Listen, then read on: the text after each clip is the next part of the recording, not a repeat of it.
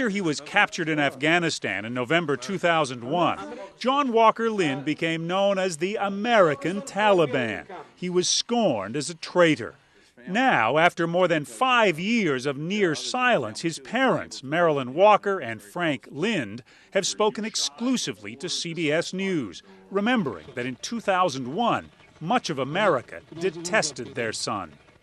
Given the temperature in the country at the time after 9/11, I could understand it. People were angry. They were confused. There was a lot of pain. Here's the guy to blame. Let's blame him. I mean, it's not rational. I don't think it was a rational thing, but we didn't have anywhere else to put it.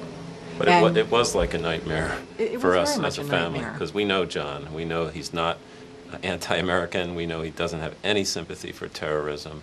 And yet here he stood accused of these things in the public eye, in the media. Videotape showed Lindh being questioned at an Afghan prison camp by CIA agent Mike Spann. Soon after, Spann was killed in a battle with prisoners. There was the American hero and the American traitor. That was the story. That's how the New York Times portrayed it. And then the media picked it up from there, the good American and the bad American. It was completely unfair. John was wounded and nearly killed in the same uprising where Mike Spann was killed. They were both victims of the same circumstances. John was not on the wrong side. He was just trying to survive and escape. Marilyn Walker remembers the pictures of her son wounded and hungry.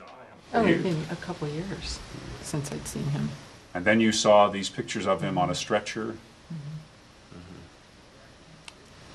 Yeah, it was painful. I mean, it was shocking. It was painful.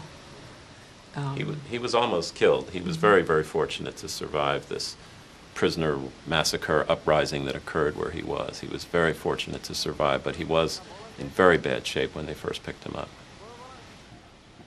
And bad shape certainly for a parent to have to view that from that distance. You can see the terror in his eyes. I mean, I've looked at those photographs over and over again, and there's terror in his eyes. John Walker Lindh grew up in Washington, D.C. and California. At 16, he converted to Islam.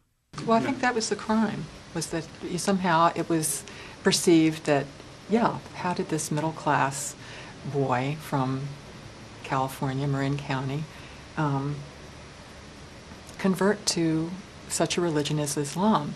But at the time, I don't think most people understood Islam. But we always supported John's conversion. John was raised Catholic, and when he converted to Islam, we were very supportive of it because we respect Islam as a great religion. And so it was never an issue between John and his family that he had decided to convert to Islam. This happened when he was 16. And could have never imagined at that time that being Muslim would get you in trouble. Yeah. Even though Lindh never took part in terrorism or fought against America, there were calls for him to get the death penalty. Then the government offered a plea bargain, 20 years in prison, on charges of supporting the Taliban.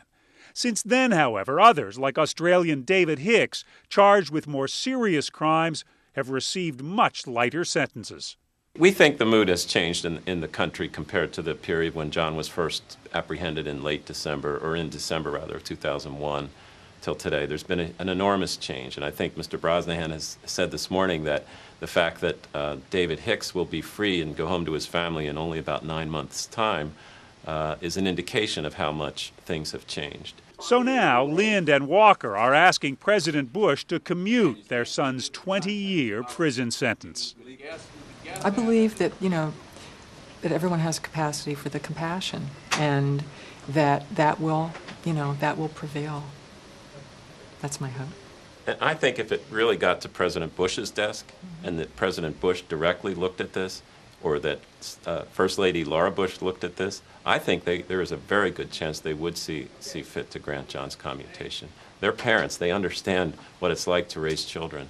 And I think if we could get to Mr. Bush directly, I think he would grant the petition. I do hold out that hope.